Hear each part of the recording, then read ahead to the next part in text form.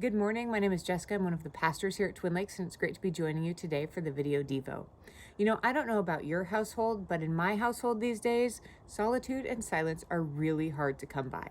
We have a baby and a toddler, so I'm rarely ever alone, even in the bathroom, and it is next to never silent unless they're both asleep.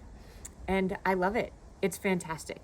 Having spent most of my adult life single, I had plenty of opportunities for solitude and silence in those years. So many that I would jump into dinner at a friend's house into the chaos of small children just because I didn't want to eat another meal alone. Too much silence and too much solitude can totally be overrated. But so is too much noise and being too crowded and too connected all the time. I hope that you've been able to join us for the last 2 weekends for Herman Hamilton's series, My Best Life. And in it, he's reminded us that in order to hear God's whispers, we need to quiet our lives. I know that these days it's a struggle for me to set aside time to listen to God. With 2 kids in the house, it's just busy. And I'm guessing I'm not the only one that has that struggle. And so the other day, I was nursing Clara, and Logan and I were sitting on the couch, and he whispered to me, he leaned in, he whispered, he said, "Mama, I have a secret." And I whispered back, I said, "What is it?"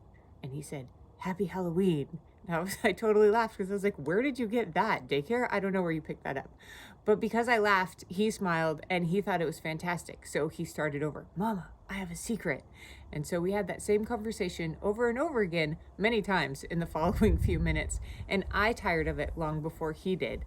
But it did get me thinking about whispers and about how God gets our attention. God could get our attention in any number of ways. He could shout. He could write in the clouds. He could send an alert through our cell phone so everyone would get the message all at the same time.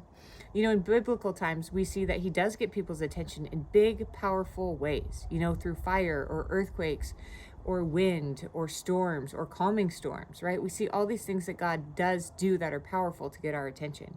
But we also see in 1 Kings when he comes to Elijah, he comes in a whisper. And you know what that means? It means that God has to move towards us and we have to move towards him close enough that we can hear that whisper. And when God whispers a message, it's just for you. A whisper is intimate and it's designed for one person. In order to really listen to Logan, I have to stop and sit with him for a few minutes every day.